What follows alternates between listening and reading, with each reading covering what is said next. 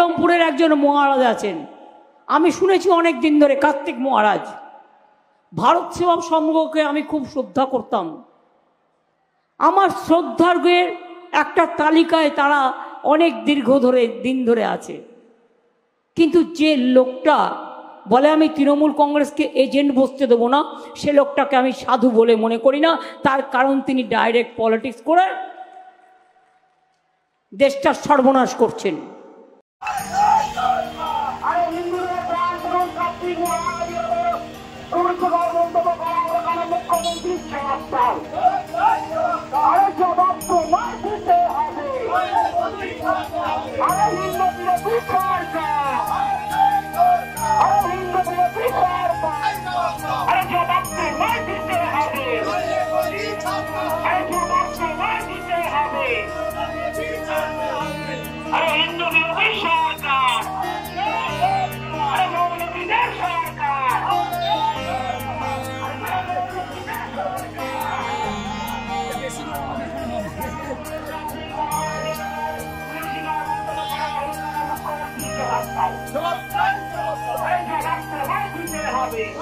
আমাদের মিছিল হচ্ছে আজকে সনাতন ধর্মের উপর যে কুরুচিকর মন্তব্য আমাদের পশ্চিমবঙ্গের প্রশাসনিক প্রধান করেছেন, তার প্রতিবাদে আমাদের এই মিছিল।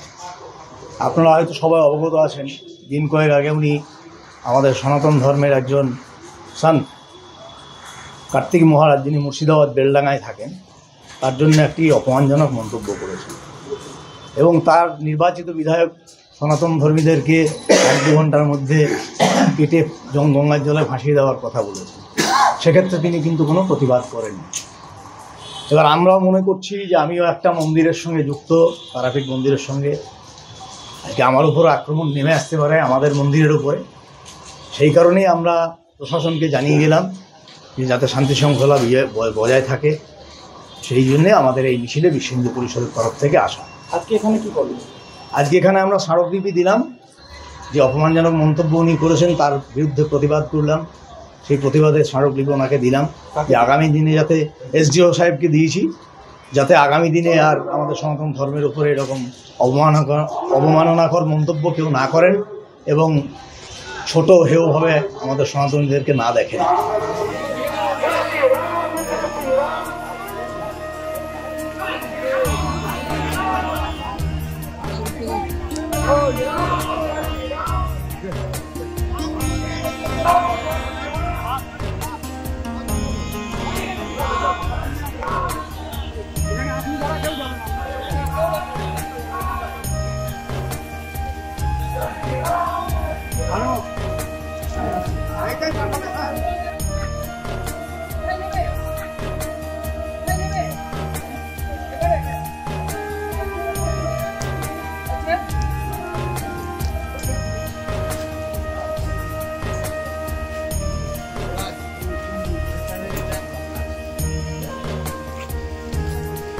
বিশ্ব হিন্দু পরিষদের পক্ষ থেকে সকল সাধু এবং মঠধারী যারা আশ্রমবাসী তাদেরকে সঙ্গে নিয়ে এলাম।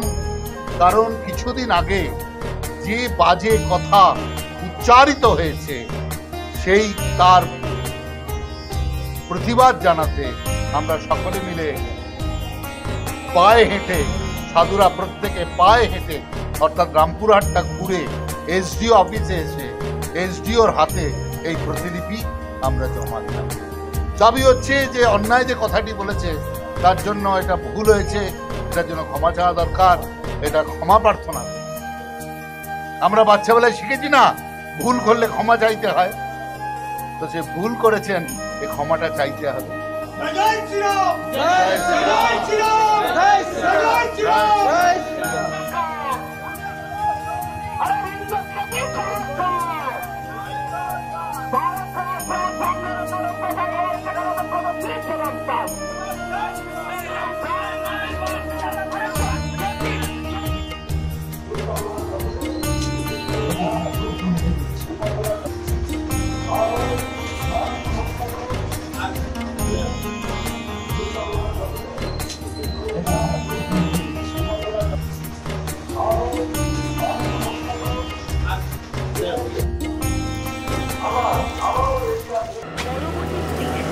দেখো দেখো, চোখ খুলে দেখো, আমাদের ভোটেই তৈরি হচ্ছে আন্ডার ওয়াটার মেট্রো।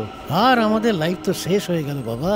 আমাদের সময় তো আটকে থাকা, ঘোরানো, হয়রানির কালচার ছিল, কিন্তু এখন তোমাদের বড় কিছু করার জন্য একজন বসে আছে। শুধু 10 বছরে স্পিড দেখে নাও। অটল সেতুর থেকে অটল টানেল দেখো, চেনাব ব্রিজ থেকে বগিবিল ব্রিজ দেখে নাও। প্রতিটি ছোট বড় শহরে মেট্রো তৈরি হচ্ছে।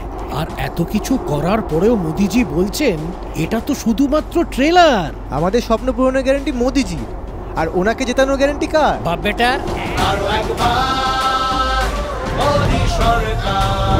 পদ্মফুল চিহ্নে ভোট দিন, বিজেপিকে জয়ী করুন।